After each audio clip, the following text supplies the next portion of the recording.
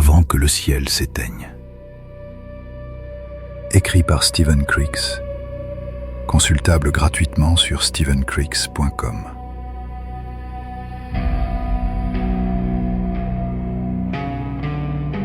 Chapitre 12.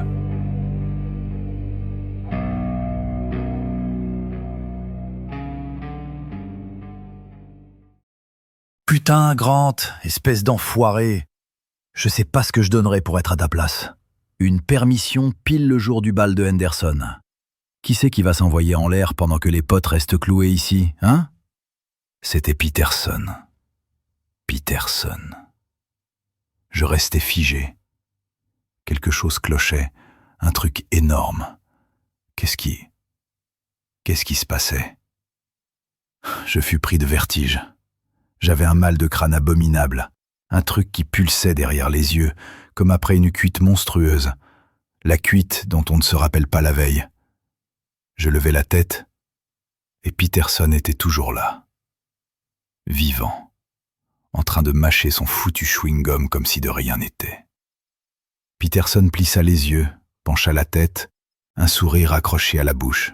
« Qu'est-ce qui t'arrive, mon pote? Ne me dis pas que t'es devenu raciste !» Il ricana comme si c'était la meilleure blague de l'année.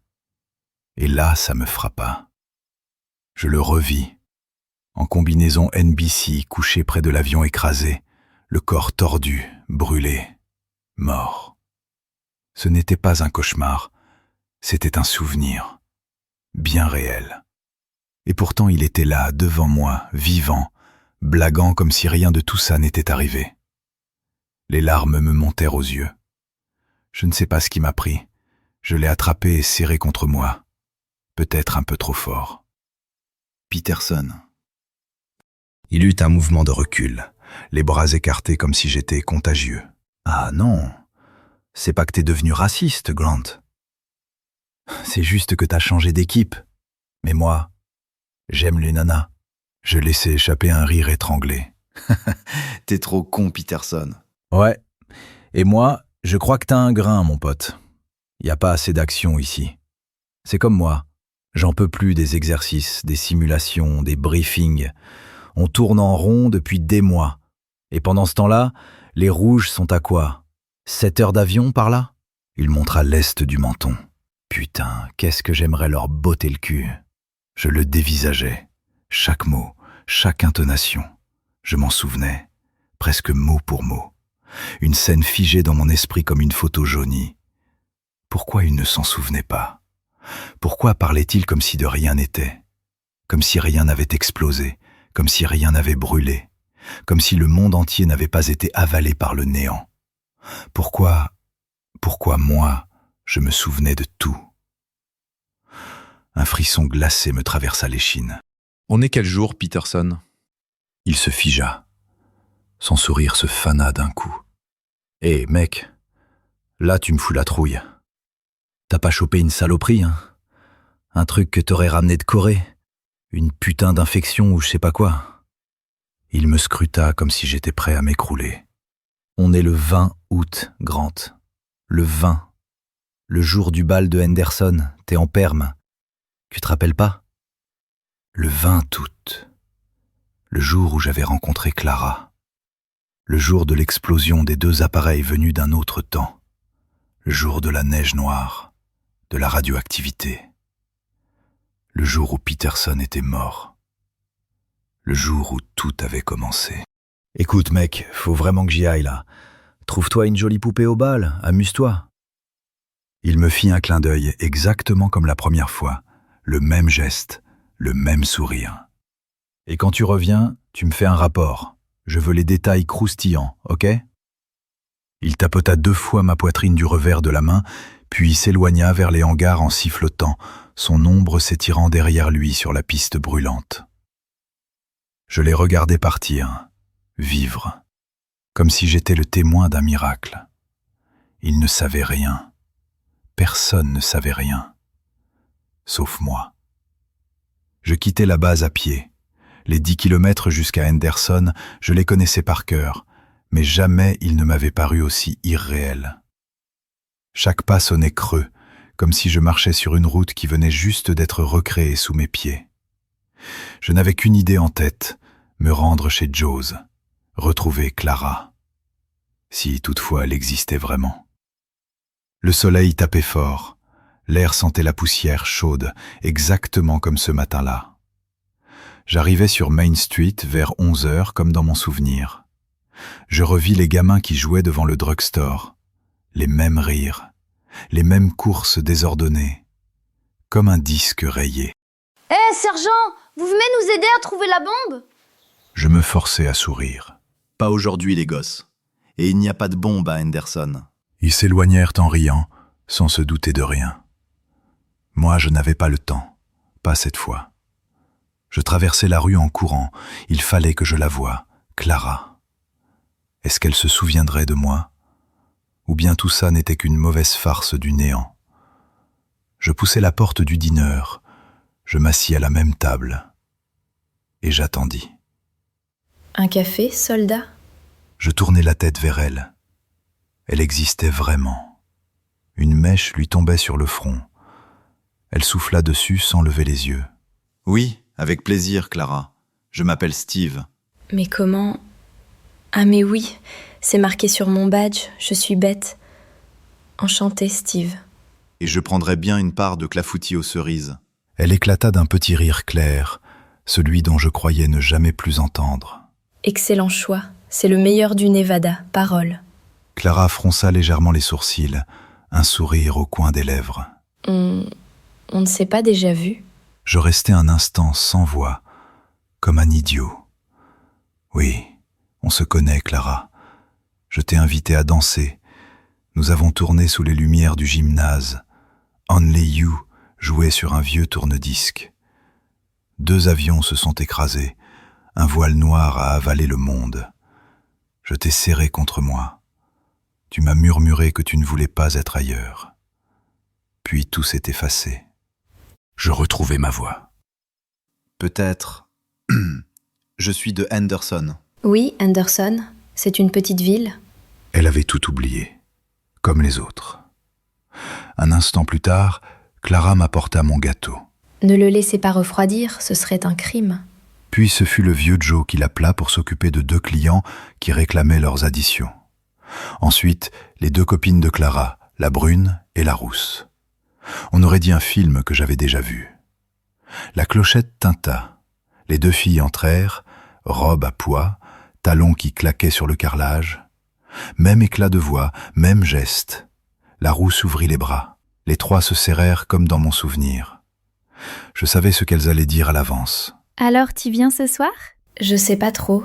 Ah non, ma belle, me dis pas que tu travailles ce soir. Monsieur Joe, vous allez pas la consigner un jour comme aujourd'hui. Vous me prenez pour qui ? Non, elle a sa soirée si elle veut. Clara esquissa un sourire, un peu gêné. Alors, peut-être. Elle tourna la tête. Nos regards se trouvèrent. Elle eut ce demi-sourire que je connaissais déjà, fragile, indécis, comme si elle se surprenait elle-même. Peut-être. Mais cette fois, je savais qu'elle viendrait. Je sortis du dîner plus tôt que la première fois. La chaleur du Nevada commençait à retomber. Je refis les mêmes pas dans Main Street, mais avec la sensation étrange de marcher dans un souvenir. Je passais devant la quincaillerie brûlée de mon père, comme la dernière fois. Les planches mal clouées, la vitrine noircie, le vent qui les faisait claquer. Je m'arrêtai un instant. La première fois, je m'étais laissé happer par la nostalgie. Cette fois, je m'efforçais de ne pas m'y attarder. Le passé avait déjà assez de ruines comme ça. En longeant le gymnase, je vis les mêmes gars accrocher les guirlandes, pousser les bancs contre les murs, tirer les câbles. Je leur donnai un coup de main, comme la première fois. Une façon de remettre les pièces d'un puzzle déjà assemblé. Quand tout fut prêt, le soleil glissa derrière la colline.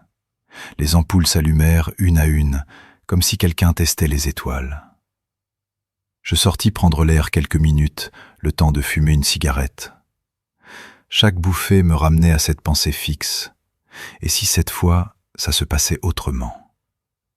Le soir venu, le gymnase était à nouveau plein à craquer. Même musique, Même punch trop sucré, même odeur de sueur, de parfum bon marché, de bois ciré. Je balayai la salle du regard et, sans surprise, je la vis. Clara.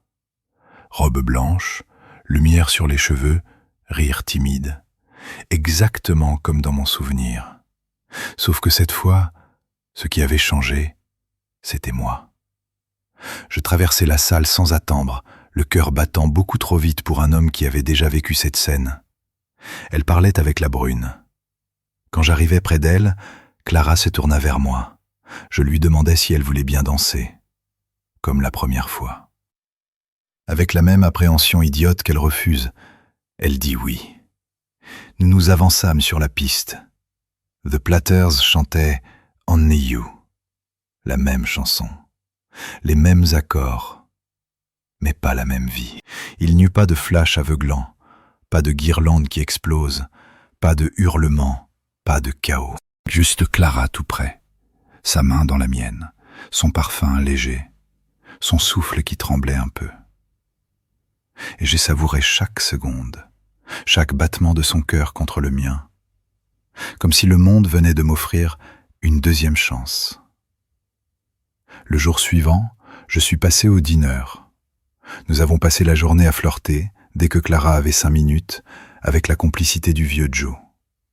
Il prenait les commandes, servait les clients et me faisait des clins d'œil appuyés, le genre de clin d'œil qui voulait dire « Vous allez bien ensemble ». Et quand Clara reprenait son service, je la dévorais des yeux. Vous allez finir par faire fuir la clientèle, soldat. Alors il faudra que je revienne chaque jour pour compenser. Elle rougit, mais son sourire trahissait tout le contraire. À la fermeture, elle ressortit avec son tablier à la main, les cheveux défaits. Le soleil tombait lentement derrière la colline. Le Nevada prenait cette couleur orangée qui rend tout un peu irréel. Tu rentres à la base? Pas tout de suite. J'ai encore quelques heures. Alors, allons marcher, si ça te dit. Nous avons longé Main Street sans rien dire au début. Le vent tiède jouait avec les guirlandes de la veille, resté accroché devant le gymnase. Je sentais la chaleur de son épaule tout près de la mienne, et c'était suffisant pour me faire tenir debout. On est bien ensemble? Je crois que mon cœur s'est arrêté une seconde entière. Oui, je suis bien avec toi, Clara. Je me rapprochai d'elle, et nous nous sommes embrassés. Chaque minute à ses côtés semblait douce, presque fragile, comme si le monde nous prêtait le temps sur un fil. Quand la nuit est tombée, je l'ai raccompagnée jusqu'au perron de la maison de sa tante. Elle se tenait une marche au-dessus de moi, ce qui nous mettait presque à la même hauteur. Elle jouait avec la clé dans sa main. Steve, tu repars demain, n'est-ce pas? Oui, ma permission s'achève demain, 10 heures. Elle baissa les yeux, visiblement émue. Alors, j'espère que tu reviendras avant que je t'oublie. Impossible. Moi, je ne peux pas oublier. Je ne peux pas t'oublier. Même le voile noir qui avait frappé Anderson d'amnésie n'y était pas parvenu. Elle serra les lèvres, émue malgré elle. Puis elle se pencha et m'embrassa. Un baiser lent, doux, un peu maladroit. Un baiser d'une femme qui n'ose pas encore croire qu'elle a le droit d'aimer. Quand elle entra, elle se retourna une dernière fois, sa silhouette encadrée par la lumière chaude du couloir. Bonne nuit, Steve. Puis la porte se referma. Je restai là un long moment, sans bouger, comme un idiot heureux. Tout s'était effacé. Et pourtant, elle était là. Le lendemain matin, je repris la route vers la base. Ma perme touchait à sa fin. Le soleil se levait à peine sur la vallée, tachant l'horizon d'un jaune pâle. J'avais l'impression de marcher dans du coton, encore porté par la veille, par Clara, par son sourire, par ce baiser sur le perron. Mais au fond de moi, quelque chose grinçait. Un sentiment infime, presque imperceptible, comme une ombre sur le bord d'un souvenir. Rien d'inquiétant, juste une petite dissonance dans la musique du monde. La boule au ventre de revenir à la base, après tout ce qui s'était passé et dont personne ne semblait se souvenir. Quand j'atteignis la grille principale, le garde fit un signe rapide, mécanique. Je pris directement à gauche, vers les hangars. Je n'avais même pas réfléchi. Il fallait que je sache. Le hangar 7. Le cœur me battait plus vite à chaque pas. Pourquoi je revenais là? Qu'est-ce que j'espérais voir? Ou ne plus voir? Je poussai la grande porte coulissante. Le métal gronda, faisant vibrer l'air. L'intérieur était vide. Pas simplement rangé ou nettoyé, vide, comme si rien n'y avait jamais été entreposé. Pas de bâche, pas de marque au sol, pas de traces d'impact, pas même la moindre poussière de quelque chose d'inhabituel. Juste un hangar militaire banal, silencieux, qui sentait l'huile et la tôle chauffée. Je m'avançai jusqu'au centre. C'était ici qu'avait reposé l'aéronef. Le sol ne gardait aucun souvenir. Un frisson me remonta la colonne vertébrale. Était-ce vraiment arrivé? Qu'est-ce que vous espériez trouver là, sergent? Je sursautai et me mis machinalement au garde à vous. Repos, soldat. Pourquoi vous êtes ici? Mon colonel, il y avait un appareil ici. Son regard se resserra, soudain plus attentif, comme s'il venait d'entendre un mot qu'il guettait depuis longtemps. Poursuivez. Un avion. Un appareil qui venait du futur. Ces mots résonnèrent dans le hangar vide comme une détonation étouffée. Le colonel se figea. Il ôta lentement sa casquette, passa une main dans ses cheveux gris. Un geste rare chez lui, qui disait plus que n'importe quel mot qu'il aurait pu prononcer. Bon sang. Qu'est-ce que je t'ai dit en dernier? Vous avez dit « Rendez-vous de l'autre côté, Grant ». Le colonel Morris resta longuement silencieux. Ses yeux glissaient sur le sol nu du hangar comme s'il cherchait quelque chose qui n'existait plus. C'est incompréhensible. 3 jours que je me demande si je perds la tête. 3 jours que je revis tout en boucle et que personne, absolument personne, ne se souvient de quoi que ce soit. Il releva brusquement la tête vers moi. Alors explique-moi, Grant. Pourquoi toi? Comment se fait-il que tu te rappelles? J'en ai aucune idée, mon colonel. Je marquai un silence, cherchant mes mots. La vérité, c'est que moi aussi j'avais cru devenir fou. Que tout n'avait été qu'un cauchemar. Que Clara, que tout le reste, n'avait été qu'un mirage. Mais, avant que tout s'efface, vous avez dit quelque chose. Que vous pensiez savoir d'où venait ce voile noir. Maurice inspira par le nez, longuement. Comme un homme qui s'apprête à porter un poids qu'il ne veut pas porter. Il jeta un coup d'œil autour de nous, les murs métalliques, les caisses vides, le silence trop propre. Pas ici, Grant. Nos voix résonnent comme dans une putain d'église, et les murs ont des oreilles.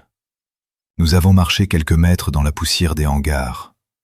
Le vent tiède ramenait l'odeur du kérosène et du métal chaud. Maurice gardait les bras croisés, le regard sombre. Les 2 avions qui se sont écrasés à Henderson, c'étaient des anomalies. Ils n'auraient jamais dû être là en 1955. Et Carter non plus. C'était un morceau d'avenir arraché à son époque, un paradoxe vivant. Il s'arrêta, son regard se planta dans le mien. Tu te souviens quand il nous a parlé de son collègue, Johnson, celui de l'autre appareil? Il nous en parlait comme d'un ami, d'un bon soldat. Le lendemain, Carter ne se souvenait même plus que Johnson avait existé.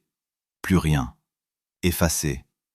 Et l'avion de Johnson, les débris avaient disparu aussi. Ensuite, ça a été le tour de Carter lui-même. Son appareil s'est volatilisé. Il n'y avait plus rien dans ce hangar. Comme si quelqu'un réécrivait le réel derrière nous. Et puis, ça a été le tour d'Henderson. Ce voile noir qui effaçait notre réalité petit à petit. Son regard devint plus grave. J'ai compris alors que ce paradoxe était en train de se refermer, comme une plaie qui cicatrise. Et tout ce qui appartenait à l'anomalie était absorbé, avalé. Oui, un peu avant la fin, avant que ce voile m'avale à mon tour, j'avais compris tout ça. Nous faisions tous partie de cette anomalie, Et c'est pour ça que nous ne pouvions rien faire. Notre effacement était inévitable. Ce que je n'arrive pas à comprendre, c'est pourquoi je me rappelle. Et pourquoi toi aussi. Soudain, une idée me traversa. Quelque chose d'évident que je n'avais pas vu jusque-là. Mon colonel, vous rappelez-vous qui a été en contact avec Carter? Je veux dire un contact rapproché. À part toi et moi. Le capitaine Daniels. J'avais donné des ordres pour que le moins de monde possible l'approche. Il y avait aussi 2 infirmiers, le premier jour, Jenkins et Brown.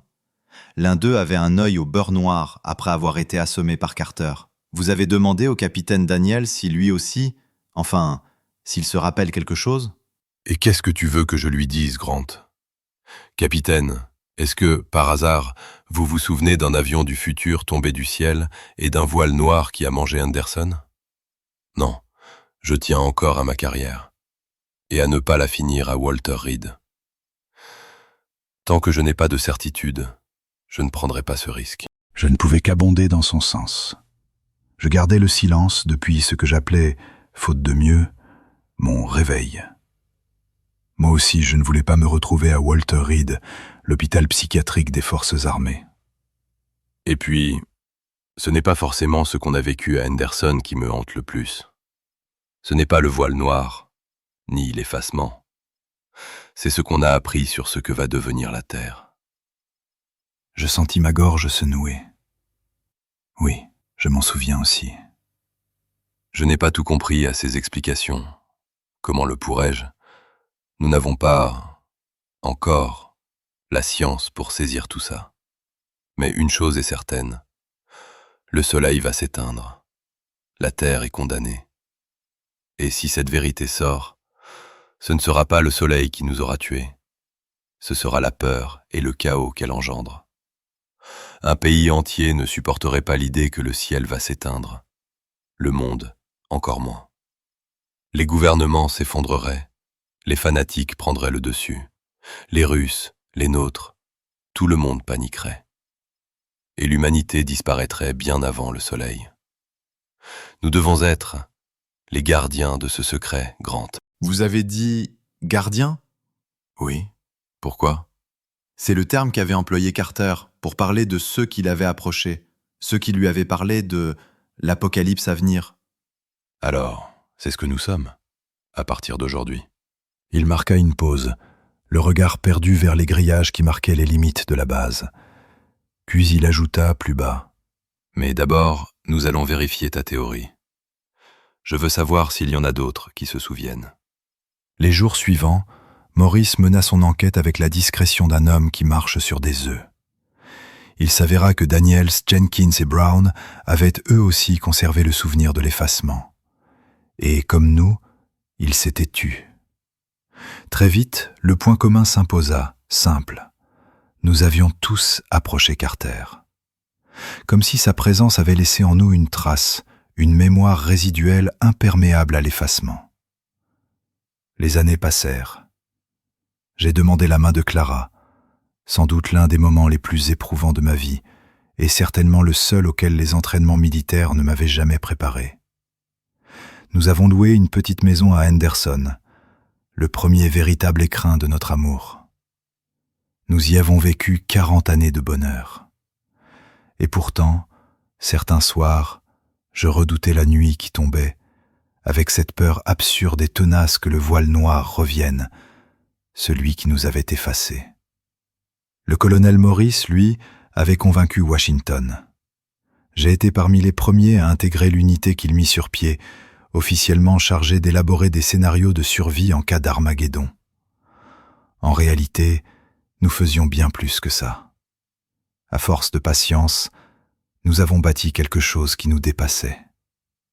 Nous avons placé des hommes aux bons endroits, dans la recherche, l'armée, certains ministères, des universités, toujours dans le plus grand secret.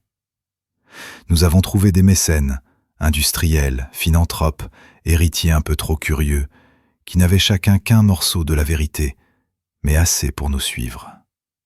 Ils finançaient nos laboratoires, nos observatoires, nos archives. Petit à petit, les gardiens ont pris forme. Ce n'était ni une secte, ni un complot. Juste une poignée de gens qui savaient ce qui allait arriver et qui tentaient de donner à l'humanité une chance minuscule, mais réelle. Si je parle aujourd'hui, c'est parce que je doute. Je ne sais plus si le silence protège ou s'il condamne. Peut-être que le monde doit savoir.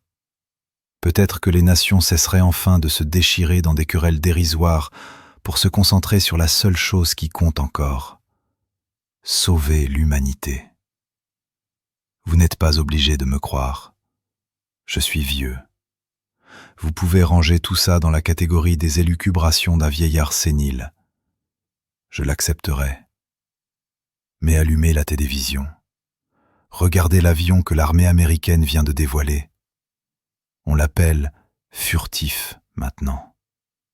Une peau mate, anguleuse, sans cockpit apparent, une silhouette qui mange la lumière. Moins grand, moins massif que celui que j'ai vu en 1955, mais la même signature, la même logique. Un frère construit à partir d'un souvenir que personne n'a jamais eu. Et si un jour, vous apprenez qu'au cœur de l'Antarctique, un hangar colossal a été creusé dans le roc gelé pour conserver les graines de toutes les espèces végétales de la planète, ne croyez pas qu'il s'agit d'une initiative récente ou d'un caprice écologique. Ce projet, nous y travaillons depuis plus de 30 ans. Et ce n'est que la première pierre d'un plan bien plus vaste. Un plan conçu pour offrir un futur à ce qui restera de l'humanité lorsque le ciel commencera à s'assombrir. Un plan que je ne verrai pas aboutir, mais qui devra tenir sans nous. Je veux seulement laisser une trace, au cas où le silence reviendrait, au cas où l'effacement referait surface, au cas où les gardiens disparaîtraient avant d'avoir accompli leur tâche. Parce que le soleil n'est pas éternel, parce que le compte à rebours a déjà commencé, parce qu'un homme venu d'un autre temps nous a dit ce qui allait arriver. Et alors, peut-être, vous saurez quoi faire avant que le ciel s'éteigne.